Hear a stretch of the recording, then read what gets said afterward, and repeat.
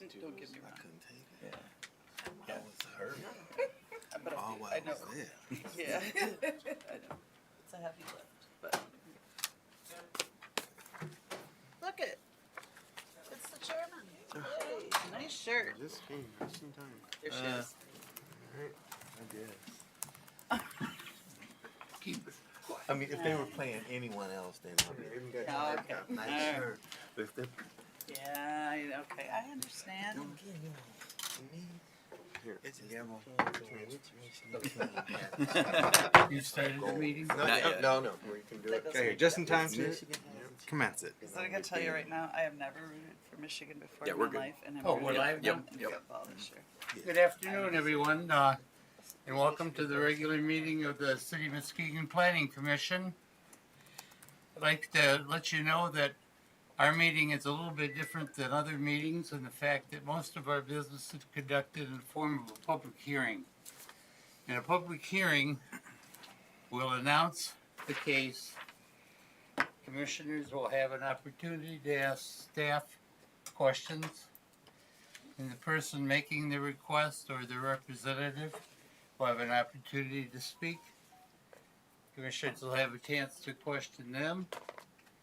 And then I'll open it up to the audience. Anybody that wants to participate and comment on the issue may do so.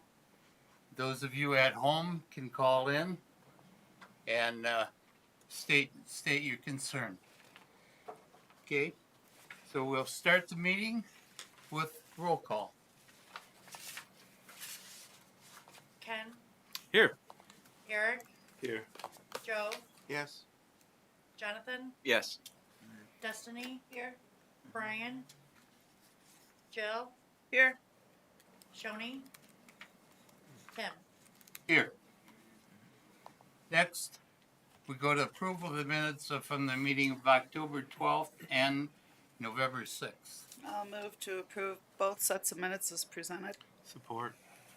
Any discussion? Okay. All those in favor of approving the minutes signify by saying aye. Aye. Opposed, the same. Is there any old business to come before us today? Guess not, so we go to our public hearings, and the first hearing is case 2023-31. This is a request for a special land use permit to operate a Class B marijuana grow facility at 907, 911 West Laketon Avenue. The parcel is zone B4 general business. The property measures just over 9,500 square feet with a 4,600 square foot building. This building had been historically for the past several years been used as a marijuana caregiver facility that's separate from the state licenses for the MRTMA and the MMFLA licenses. But it was shut down for the grower exceeding the plant limit. That was the previous owner. And during that time, we did get quite a few calls and complaints about nuisance odors. Usually when we asked them to change the filters, it helped and those calls subsided, but it was difficult while I was in operation with the neighbors. We did send notice out to everybody within 300 feet. We did receive a call yesterday from Jason Brush at 930 West Laketon, who's very against it and claimed that there was constant odors during the caregiver operation. And that's the only one that we heard, though. So, Commissioners? This is a question for staff. Oh, go ahead, Eric. Oh, yeah. There was a complaint about odors from the previous owner, but also he was growing too much marijuana for the facility. Is that he correct was, also? but that had to be related to the caregivers. So there were 3 caregivers in there. They were each supposed to only be able to grow 72 plants, so about 210, 220. I believe they were caught with about 600. So Yeah, so that could have something to do with the. it would. So Excess this odor, yeah. would be about 100 plants less than what we suspect was in there. I wanted to ask about the landscaping. Is there anything that you've put in there that's required to make it look better? You know, we didn't really consider it a change of use. We could consider that, I suppose, and require extra landscaping. I don't think it does much to limit the scent, though, if that's, Oh, I'm not talking about Okay, the yeah. smell. to spruce Talking it up. about aesthetics. Yeah, we have the authority to Great. require extra landscaping. Okay. Any other questions? So this is a different entity than the person or persons involved as a carrier operation on this site. Correct. I can let the applicant speak to that, but they are under contract to purchase it right now, I believe. Under contract to purchase and would be operating as a Class B Yes. marijuana grow facility. Okay. Any other It questions? definitely was a nuisance in the previous operation. They did not. Yeah, it was very much a nuisance previously. Any other questions, commissioners?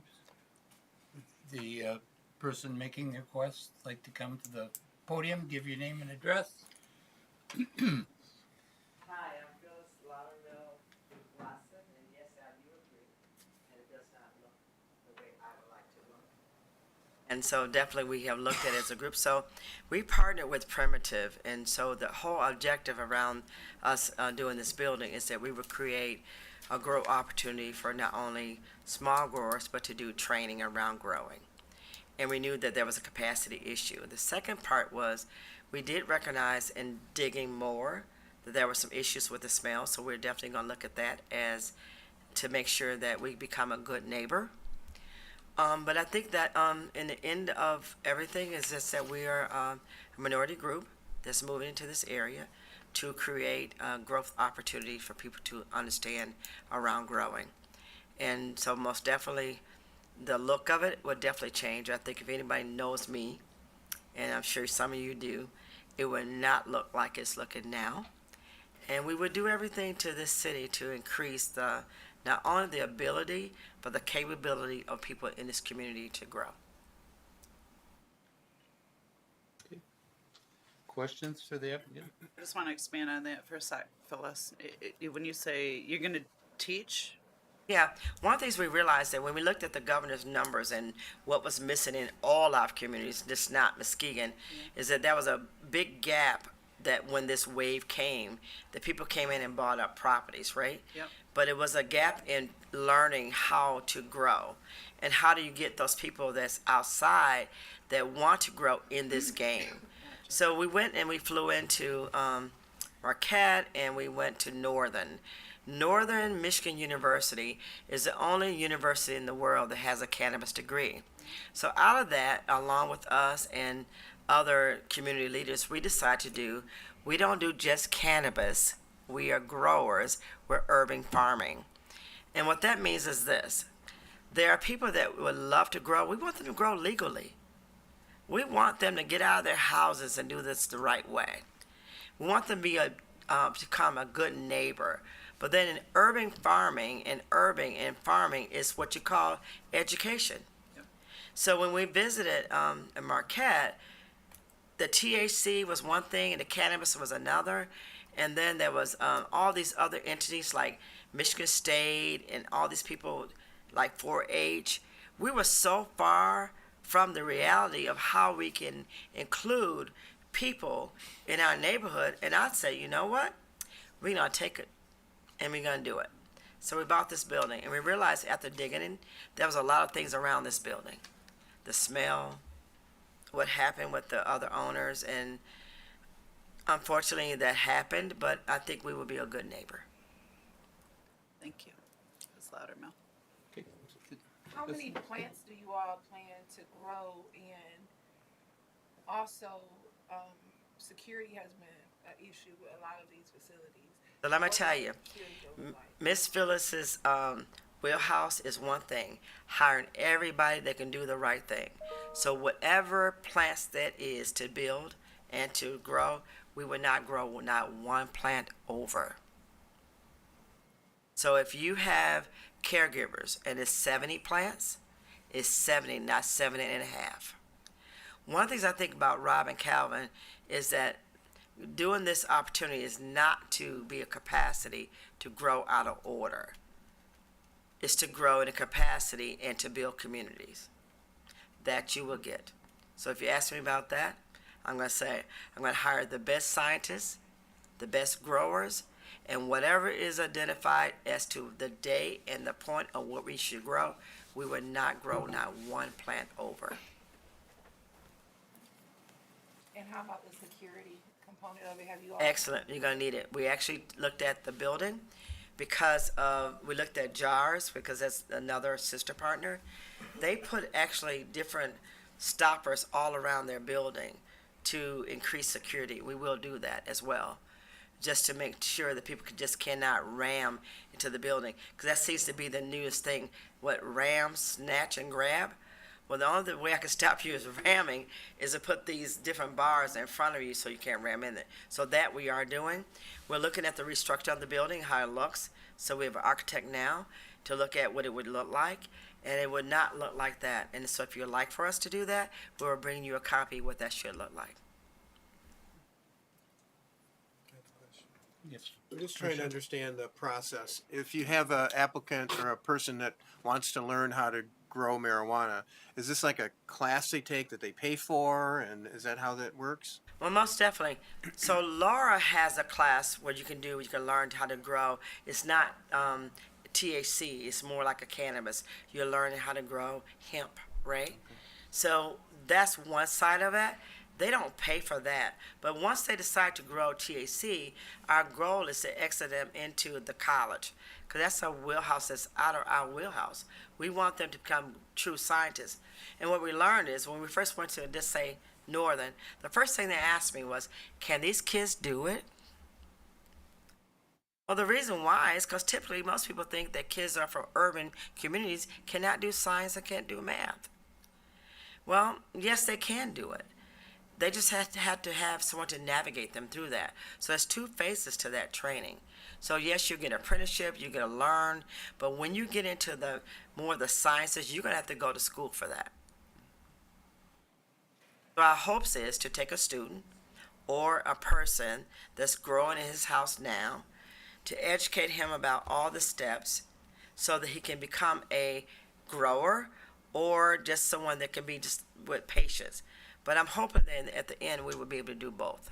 So you have a classroom within Most the definitely. building? You have life skills, and the reason why life skills are important is that we have to teach you about the education around what you're doing and why you're doing it. Can you imagine if you sold drugs on the streets? Why would you want to come to my class? Well, there's a lot of reasons why you should want to come to my class, because not only I'm going to educate you how you can stay free, but I'm going to show you capacity and the will that a city is willing to let you play. You'll be amazed at the people that want to play in this industry that did not get an opportunity.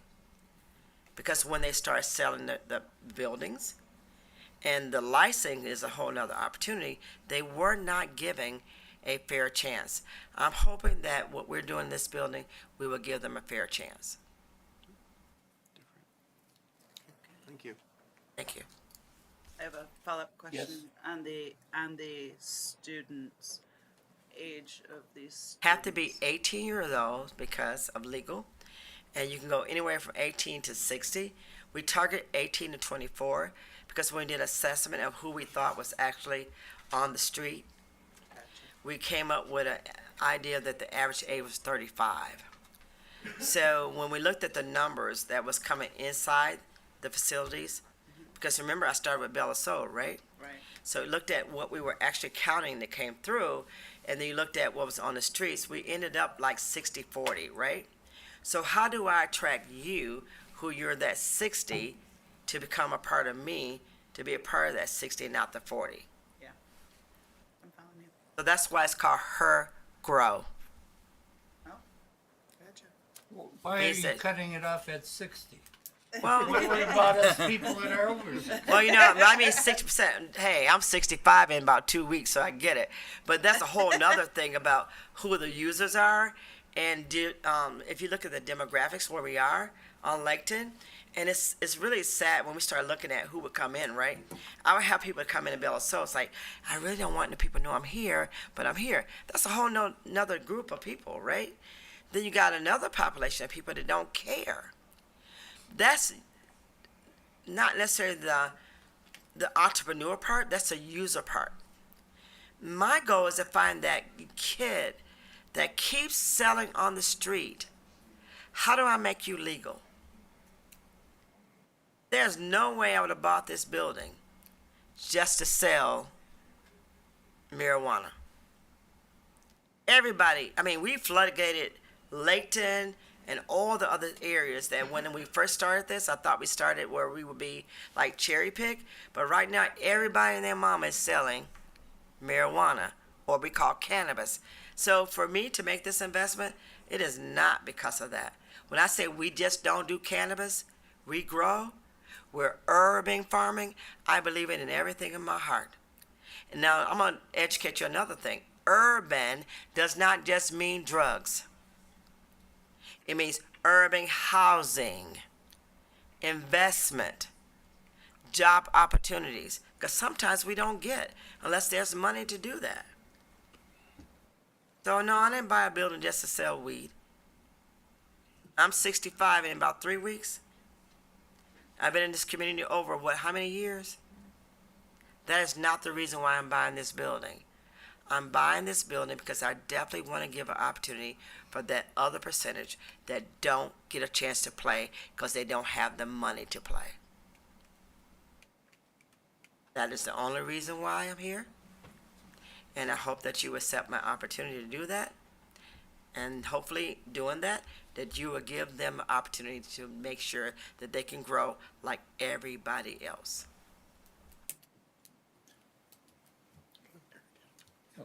Commissioner? What? I got a question with the staff recommended motion. Is this the proper time to ask that question on this motion? Would probably wait till we close the public hearing. Okay. Any other questions? Mr. Chair. Yes. I know you mentioned that you're going to be mindful, cognizant of the odor issue, because that definitely was a pervasive nuisance for this operation and over the years, and something that I've heard from so many different neighbors about. So you're going to be taking a good look at that and making the necessary investments to provide any upgrades required to mitigate the odor issues. Not only will we do that, we're going to make sure it's done because we recognize that as being a small business and minority business, we do have to raise the bar. So what I'm going to ask the city, that if you make that a mandate for us, and I'm sure you will, that you would make that a mandate for your neighbors. Because I'm sure there's others having some of the same problems too. And definitely we need to make sure it's done. Mm-hmm. And definitely we will do that. But in doing that, I'm going to also charge you to make sure that your other neighbors apply the same. We and this might dovetail with Commissioner Hood's question with regard to the motion, but the condition that we put on this motion is one that we put on regularly for special land use permits for grow operations, because we are mindful of the nuisance issue from an odor control perspective, and so in the event that an operation disregards that or flouts that and is not responsive to odor control nuisance issues, we reserve the right to revoke the special land use permit because of that. So one of the things you have to so realize that is that applies to everybody. Yeah, that person may have been a different neighbor. I'm not only your neighbor, I'm your colleague, so I know all of you. So when I recognized that there was an issue with the smell, we automatically have started working on that because not only as a neighbor, I lived next door to the paper mill, so I know those smells can be very nuisance. So we have already started working on that, and we will definitely adhere to that 120%, so we can be a good neighbor. And so when good neighbors go both ways, right? We're hoping that we become the good neighbors, but we're going to come to you too as well, and we expect for you to be a good neighbor, right? So everything you ask us to do, I promise you we're going to do it to make sure that we are a good neighbor. Well, the neighborhood just to the south of there, or north of there, is the NIMS neighborhood. I'm on that board. We would welcome you to a NIMS Neighborhood Association meeting in the future, if you'd care to speak about your project and your investment in our neighborhood, in our community. But one of the things that, like Rob and Calvin, because we're also in other areas, and they are that part. We are talking about neighborhood and how we can work together with you. And because we can come in and we can do a whole lot of things, but at the end of the day, it has to be what the city wants. So you definitely will see more of us. and we will definitely be there to do whatever you ask us to do. Excellent. Our neighborhood association meets on the fourth Monday of every month at 6 o'clock. So if you'd like to be a featured speaker or guest, Please do it the we'd first be happy fourth, to have you. because we're going to hit the ground running. Because one of the things that we're looking at with the schools is to make sure that we can create urban growers. So we're on a timeline, so most definitely invite us, and I'll see you the first of the month in December. I'll be in touch. Thank you. Any other questions? I just want to say you've set some lofty goals as far as education goes, and I think this is something that might work. I know the kids that you're talking about. I worked with them for 30 years. You're not going to get a science book, and have them open up and learn anything, or a math book, or do any math problems. You got to give them a reason to want to do that math and do that science, and this might be a way to do it. You know, it's interesting. I took about 35 students up to Michigan, and you know what glamping is, right? You know, I didn't know what glamping was, but I realized it was glamour camping. And it was interesting to see how many kids that had been put in a peg because we had nowhere to put them. Either they were bipolar, they were slow, or... So we just received from the MISTA a $1.7 million grant around construction apprenticeship training. HERCO is the contractor and the Detroit Training Center. And it's amazing how we created a different idea about what you say learning. Kids learn what they like, but they also learn what you introduce them to. You'll be amazed of the things that I found that we were never introduced to, because it was always assumed that we could not do it. So when I set the kids up to, and it was funny because we're at this big farm about hemp, right? And guess what? That was Michigan State, the 4-H, right? How many kids in your urban community never got the opportunity to deal with hemp in 4-H? You know why they didn't get it? Because they didn't have anybody at the table. Well, guess what you just happen to have in Muskegon? You have a person that's at the table of every piece of dollar that comes in this community. And I got tired of saying, we couldn't find them. We didn't know where they was at. And I said, no, we're going to bring them on. So that's the reason why I purchased that building. Because I wanted to defy all the odds as to why we could not find kids or adults, because they aren't all kids. You got some grown people out here that's out here trying to grow in their houses, just need an opportunity. I'm going to give them that opportunity.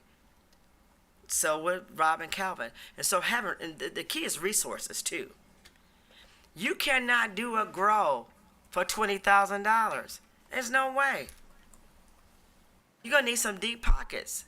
You're going to need people that believe in this community. But would you believe how many people that came in this community that we've given an opportunity that would have never, ever partnered with anybody in this community?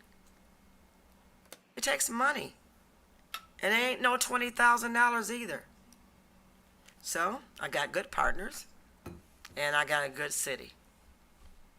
And I know we can do it. And I'm asking you to give us an opportunity.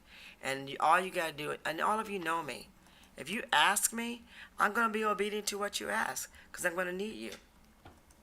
And if I can't do it, on the first say, you know what, that don't make sense. But I'm going to give you what you ask, and I promise you that. And I promise you we're going to be the first in this community, in the state, to do. We don't do just cannabis. We have urban farming. Nobody in this city, nobody in this state has a group of people learning how to grow, because nobody took the opportunity to do it. But Muskegon will.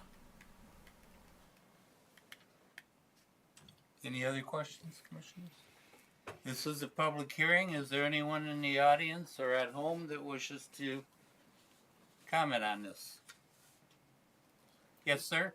You need to come to the podium, give us your name and address, and then have your say.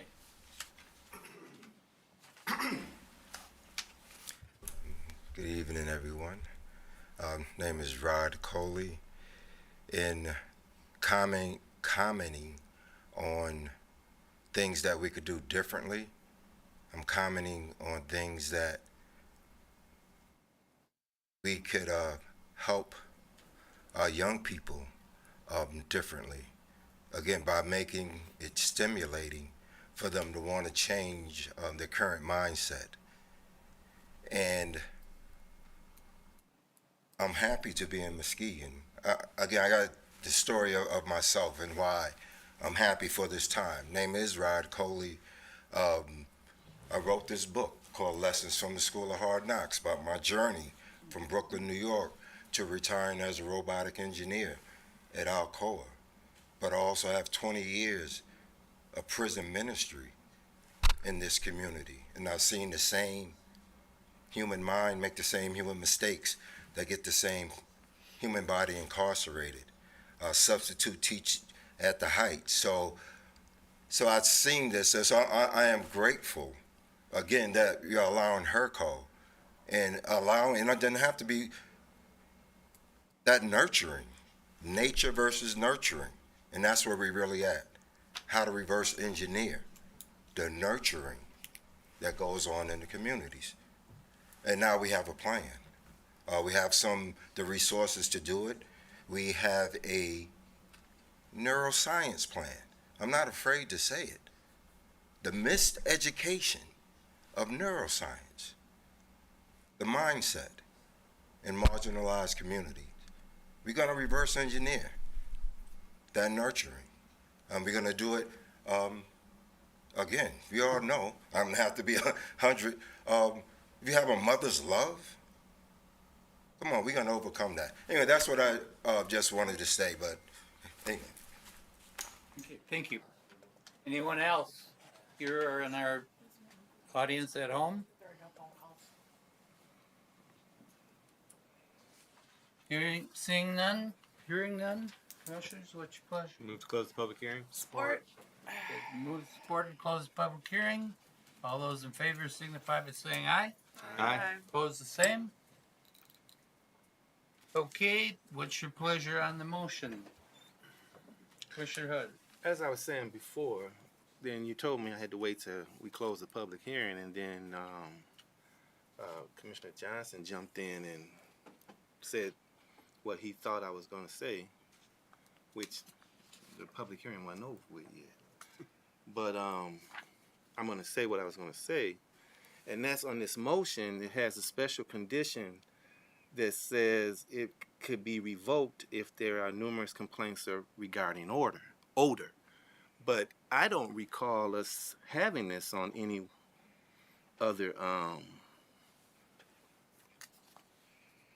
any other motions. It has been. It's been on the Standard. last several of them. I've seen it. You've seen it? It's standard. We have. I haven't seen it even after we talked about the odor. There are a number of cases that came before us that was part of the condition. It's been standard That for was a couple years specific. now. It's been standard. Yeah. And that's on what?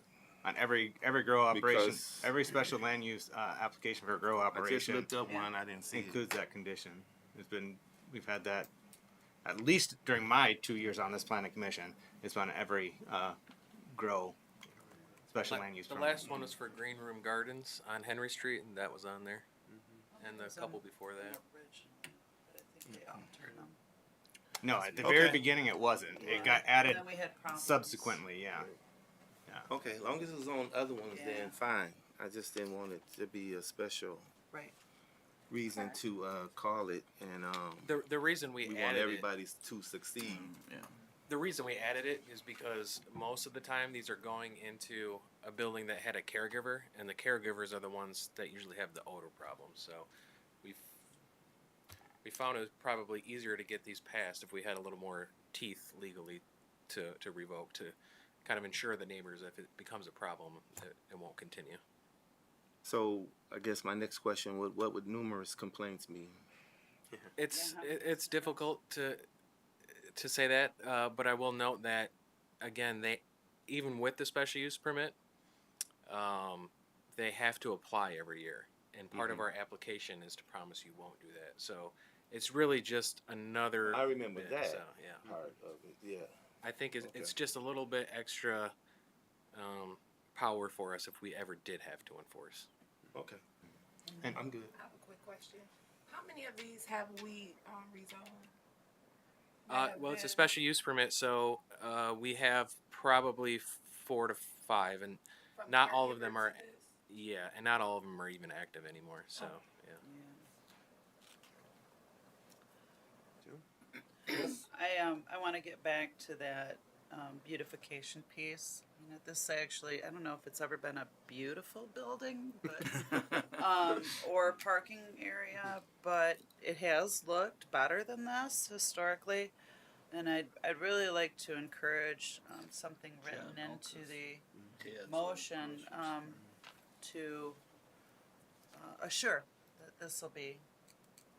I don't know what that looks like, Mike, to you. What would be appropriate, but something to assure that it doesn't remain to look like this. Are you talking more facade or landscaping? We could add extra landscaping requirements. Yes, sir. Both. All of it. Yeah, facade, landscaping, parking lot, signage. Murals are real popular. Yes, Tim, they are. Yeah. Yeah. So. I would probably put a condition on that. You know, siding is completed.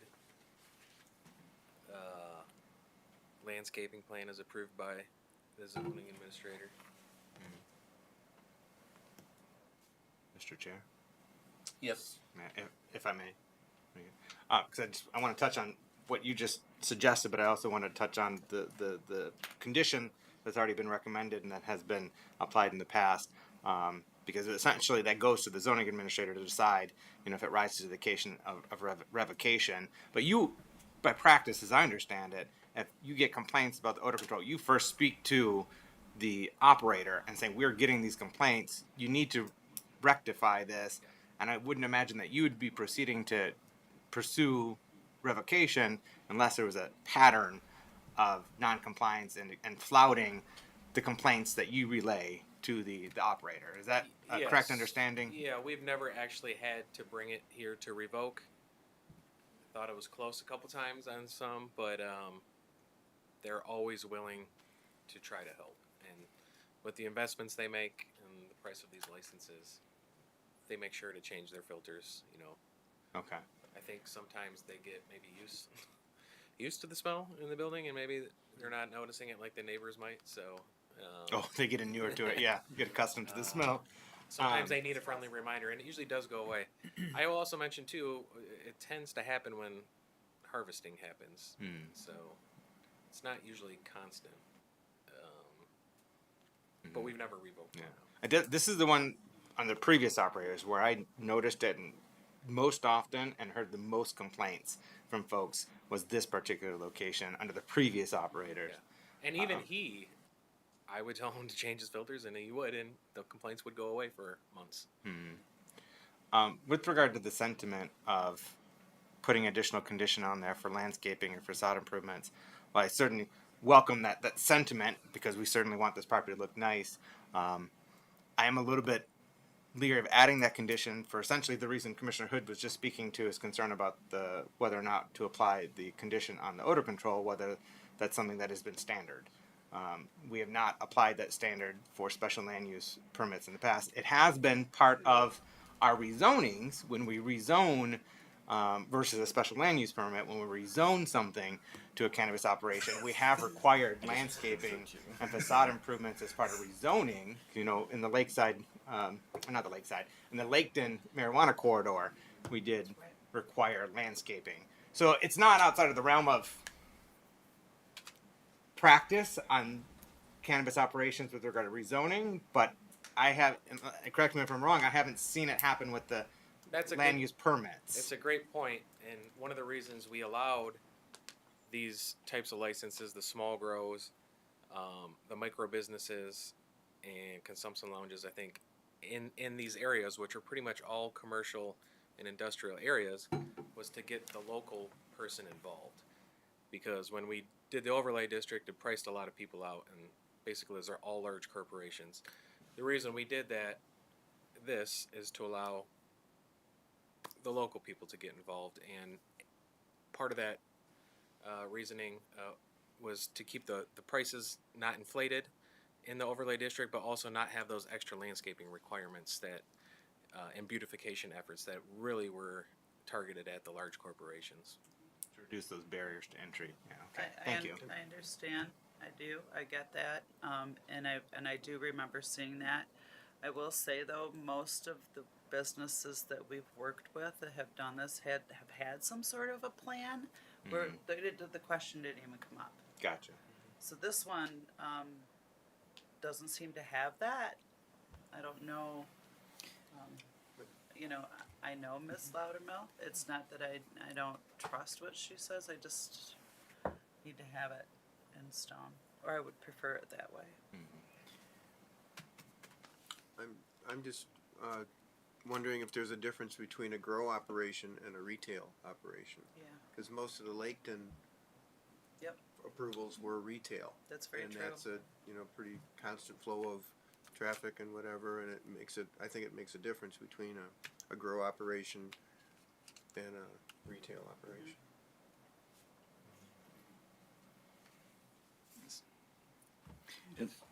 I think another factor that, and we were kind of hitting on this a little bit, or staff was about special land use versus a rezone. Yep. And so I just want to make sure that we can put conditions on special land use, but that's generally that's a known thing in the ordinance usually. So just making sure that we're being consistent with that. So. Very well understood. Commissioner Hood? Yes. I did some checking, and I did see it. On a couple few. The one I was looking at, it wasn't on there, but I kept checking and there was on there, so I just don't remember it, but I wanted to say that, yeah. Okay. We integrated it later, I think. I'll do the. We ready for a motion now? Give it a try.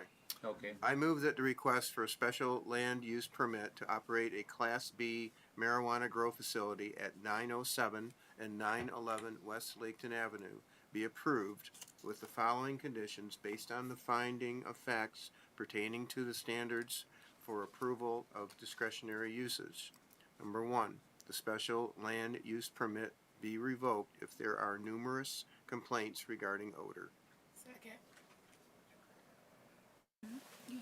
Is there a second to Oh, this? yeah, I've seen it. Okay, it's been moved and seconded. Is there any further discussion? Roll call. Ken Johnson, Yes. Eric Hood, Yes. Joe Doyle, Yes. Jonathan Seifert, Yes. Destiny Keener, Yes. Jill Montgomery Keast, Yes. and Tim Mahowski. Yes, Motion passes. it's been approved, ma'am. Before we leave the Laketon marijuana corridor, there is a building that used to be the Lincoln Mercury dealer. Right. It started to be a marijuana store. Oh, yeah. They got it half done, and then they pulled all their signs off and left the building. They went bankrupt, I heard. I have notified the inspections department to keep an eye on it because it looks like there's some blight issues on it. Mhm. So they don't have a current permit, and there's no plans to rehab that for now. Well, good. Glad to hear that you're keeping an eye on it. Okay, next we go to hearing case 2023-32. This is a staff-initiated request to amend the form-based code section of the zoning ordinance to revise the signage types and requirements. So, we currently allow these projecting signs. You can see different examples we have here. They have to be under 12 square foot, and they indicate different businesses and buildings downtown. There can sometimes be several in one building. If you look at the second row of pictures, we also have a lot of large scale signs, which can be very attractive and noteworthy buildings around downtown. And we've had requests in the past to get these approved. They technically don't meet the ordinance, so they go the route of the departure, which we really don't want to keep seeing. We'd like to have a standard for these. You can see the one all the way on the right, Family Financial Credit Union. That was one that does not note the name of a building, which is High Point Flats. It denotes a business. We're not proposing to allow those large ones, even though that one's not much larger than the limit. Because businesses can change, we don't want to be left with a 150 square foot sign that may not be swapped out with the new business. So we really only want these to be allowed for the name of a building. We have some requests coming in, one from the Leonard that would like to do this. This is kind of what was the tipping point, because we've been thinking about this for a while now. So we're proposing to only allow these in the downtown and Main Street context areas of the form-based code, and it would have to be the business name, and it can be up to 150 square foot, 5 foot wide, and we also amended that the standard size you could have it project out 4 feet from the wall, but we decided to move that to 5 feet given the size potential of the new signs.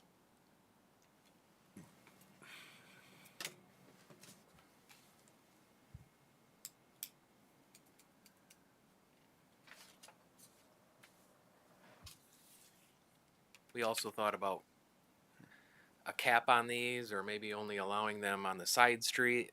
You know, maybe try to emphasize Second Street over Western, but ultimately we didn't really want to take a guess, and that's all it would be. I think the ones now out there look great, and we just take a look at what happens. If the next couple buildings go up and have them, and we think it's too much, we could think about taking that away again. But I think this is pretty solidly written to denote these large type of buildings that will be built. I really like these type of signs. I think they look good. I think the cost to install them kind of is a self-regulating thing as far as style and, you know, not getting out of control. So it's not like it's, you know, a $200 sign that someone's putting up. So and it does make it easier to navigate when you're telling folks how to get to places downtown or in other areas that have these type of signs. So I'm really supportive of making these changes. So. I think it's great too. Any other discussion?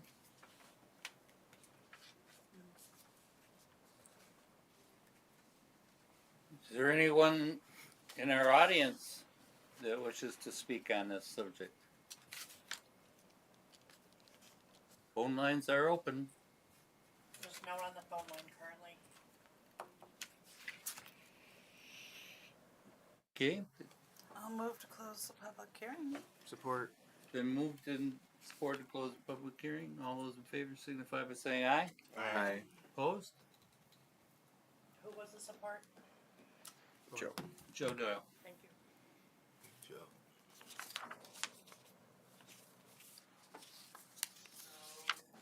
Okay, do we have any discussion?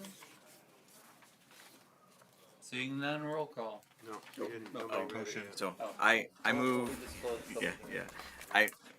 I move that the request to amend the form-based code section of the zoning ordinance to revise the requirements for projecting signs be recommended to the city commission for approval as proposed. Moved and supported. Is there any further discussion? Okay, roll call, please. Jonathan? Yes. Destiny? Yes. Joe? Yes. Jill and Joe, yes. Joe and Joe, yes. Tim? Tim. Sorry, you're last. Oh no, I think you're gone. Pen? Yes. Eric? Yes. Joe? Yes, again. Tim? I should Yes. have said yes again. Motion passes. Do we have any new business to come before this committee? No new business, but the Windward Point plans were passed at City Commission. Update, so. Yeah, Okay. it was. We are adjourned. We're still recovering from that. Yeah. Yeah, 2 long meetings right in a row, right? Patience.